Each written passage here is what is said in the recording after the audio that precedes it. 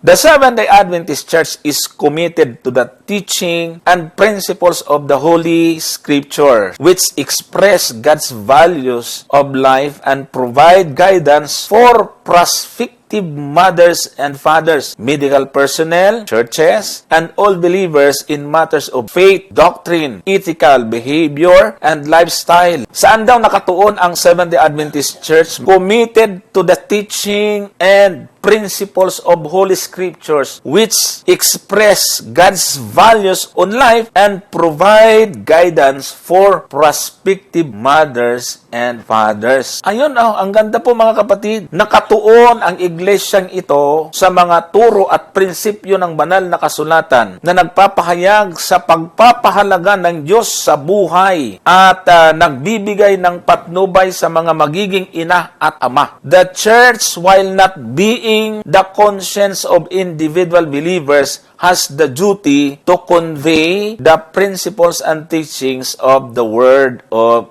God. Ang lahat ng mga mananampalataya ay may kinalaman, yung pinaniwalaan natin, may kinalaman sa doktrina, ethical, pag-uugali at pamumuhay, ay dapat ito po ay maging ayon sa sinasabi ng banal na kasulatan. So kung ang SDA ay nakatuon sa principles of the Holy Scripture, magtuturo ba kaya ang iglesyang ito ng pagpatay sa bata? Makita natin ang iglesia, kahit na yung budhi ng mga individual na manampalataya ay may tungkulin, may karapatan na magdesisyon kung anong gusto niya, subalit pinapagabayan sa atin gamit po ang banal na kasulatan. Ngayon, makikita po natin dito na tayo dapat ay nangahawakan sa liwanag at prinsipyo ng banal na kasulatan. Ito po ang karugtong. This statements affirms the sanctity of life and presents biblical principles bearing on abortion. Ayan, ito na. Yung statement ng church ay pahayag na ito ay nagpapatibay sa kabanalan ng buhay at paglalahad ng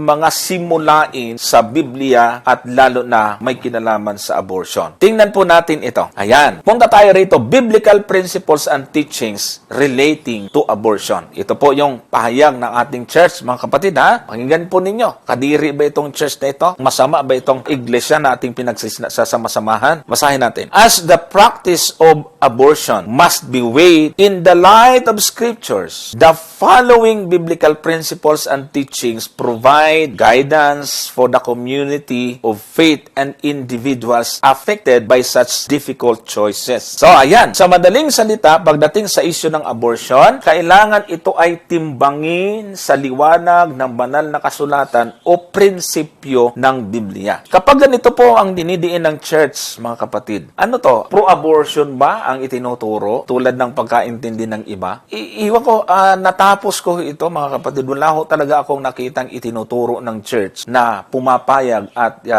kinukonsenti ang abortion. Ang sabi dyan, yung mga sumusunod na mga prinsipyo na turo ng Biblia ay nagbibigay ng patnubay para sa komunidad ng mga mananampalataya at mga individual na apektado ng gayoong yung nahihirapan bago pumili. So, ibig sabihin, yung sa mga individual na nahihirapan, tutuloy ba niyang pagbubuntis? Ano ba to?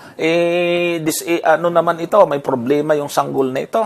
Galit ako sa tatay nito, kung ano-ano man yan. Kailangan ay gagabayan po, mga kapatid, ng turo ng Biblia. So sa ganito pong pagpapahayag ng church, ay hindi niya pinapahintulutan yung pagpatay sa mga sanggol sa loob ng sinapupunan ng isang ina. Ibig sabihin, ang gampanin natin para doon sa mga individual na nahihirapan at gustong magpalaglag, ang gagawin ng church ay magbibigay ng gabay. Gagamitin ang biblical principle bilang ating gabay. So, punta na tayo dito sa 6 na mahalagang punto na binibigyan ng diin ng ating iglesia.